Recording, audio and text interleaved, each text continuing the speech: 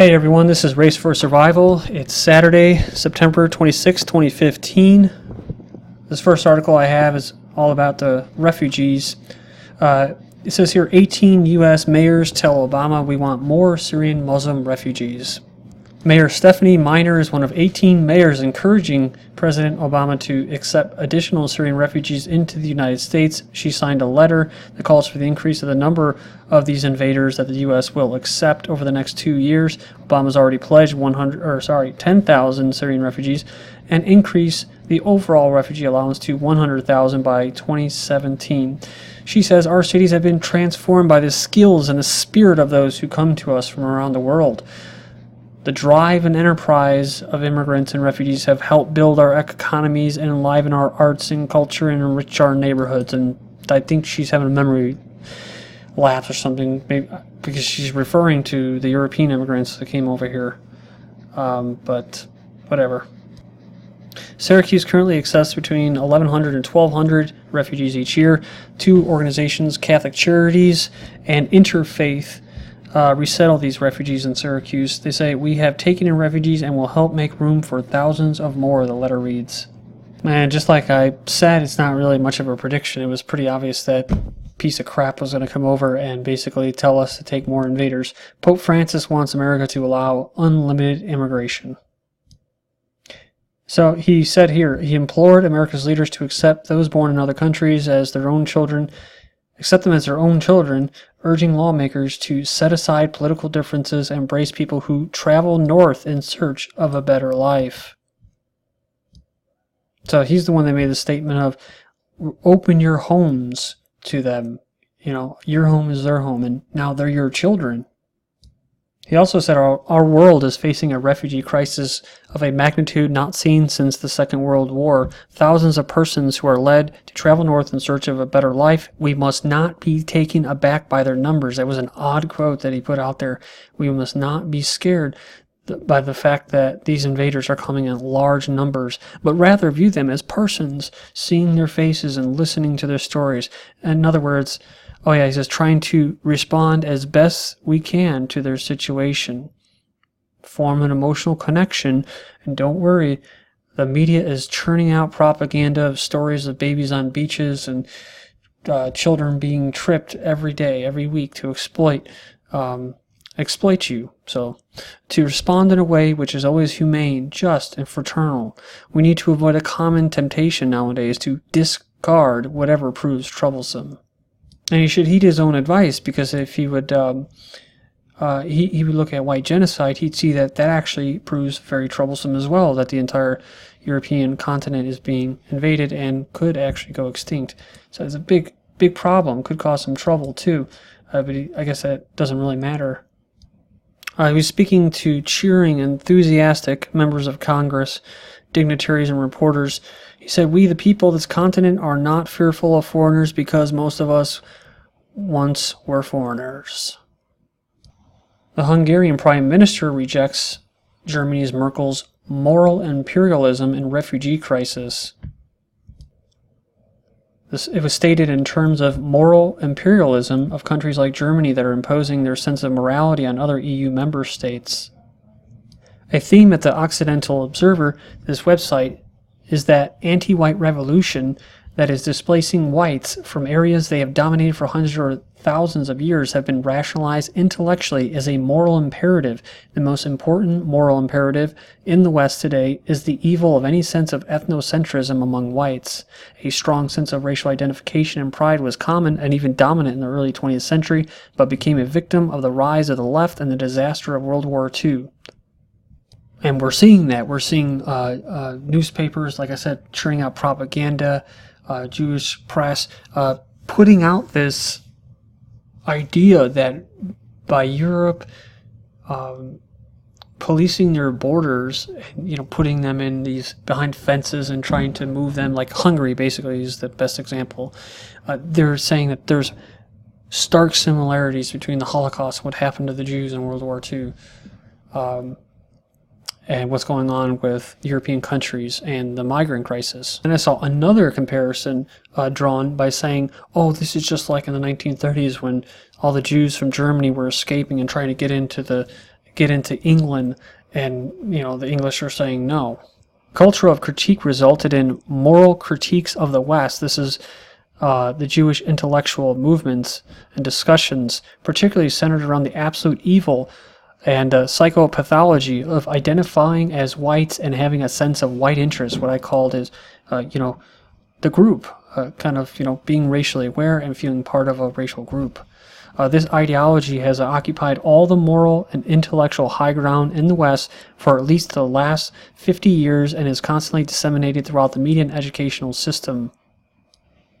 Another thing that you have to remember is there was a whole ideology that came out of post-World War II, which was nationalism is evil because the Nazis were nationalist, and nationalism was responsible for World War I or World War II. In essence, really what it was, just in a nutshell, this is my own perspective, is that it was basically a war between Jews and the European non-Jewish elite. And we actually saw it get turned into a massacre in Russia when they actually just butchered the entire Romanov family. And that's why the Jews were the big winners of World War II. I mentioned before, they got their own nation state, Israel, the Jewish state. They got the United Nations, and they got the ability to stop free speech in the name of anti-Semitism and promote their leftist ideology. And across Europe, Jews welcomed the influx of refugees. An opinion piece written by this Knobloch, a representative of the Jewish community in Germany, Upper Bavaria, and the president of the Central Council of Jews from 2006-2010. To experience this Germany is pleasing, especially for the Jewish community. Whoever wants to live here must understand and respect that the active remembrance of the Holocaust is also as much a German reason of state as the struggle against anti-Semitism, as well as standing up for the existence and security of Israel. Some wonder why Europeans are doing this, well, especially Germany. Why are they doing this? Why do they keep taking in all these refugees? And the simple answer is out of guilt and shame for the Holocaust, which as more and more arguments are made, it seems as though that event never actually took place, but they're able to profit from it immensely. Because you have to remember, if you're groups, the Jews, that foment a war that resulted in the death of over 40, 50 million non-Jews, the best thing to do would be to make them responsible for it instead of you. Kind of like what they did to Germany after World War I. They did it again in World War II. Moving on, the president of the Board of Deputies met the Home Secretary on Monday to discuss extremism, anti-Semitism, and the refugee crisis. Said that the current refugee crisis has a historic resonance for the Jewish community and outlined cross-communal plans in the Jewish community to offer support. Cross-communal plans in the Jewish community to offer support on this crucial issue. This is a separate source. 2 Holocaust survivors have gone to Downing Street to present a letter to David Cameron asking him to support refugees. So they called on him to help the current refugee crisis, calling it the light of human kindness that shines into the darkest corners of history. Another one, the Representative Council on Jews in France calls on European governments to treat this question with humanity and compassion. The Syrian refugee crisis, a Jewish sense of responsibility. This is from the Jerusalem Post from September 9th. So the Post speaks with Jewish aid organizations across the globe to find out what role they are playing in helping refugees from Syria. It is, of course, ironic that Israel said, F you, we're not taking in refugees. So you have to just interpret it as, yes, Jews around the world are definitely supporting this invasion of Europe and the destruction of the European peoples. Mindful of the risk, European Jews urge aid to refugees. So, though inclined to help, some Jews worry that the influx of these invaders may increase the anti-Semitism, emptying Europe of its Jews. So, like I said, you'll see this all the time. They want their cake and eat it too. They want to use these invaders to displace and isolate Europeans because that's their biggest enemy, by bringing in their other biggest enemy, Muslims. See, the Jews have a lot of enemies because they piss a lot of people off. It's not just because people hate them because they're Jews, it's because they piss a lot of people off. So now they're crying when Muslims are going to come over and start burning down synagogues and that. Jewish groups blast Obama. They say he has no leadership Proposed Syrian refugee numbers are too low, so the invader numbers are way too low, says Jewish groups. Don't worry, the lobbying arm for the refugee contractors held a press conference last week and wants 200,000 refugees and $2 billion in additional funding instead of the 70,000 that they agreed on. As many of these faces and names that come across at Refugee Resettlement Watch, these contractors tend to be Jews.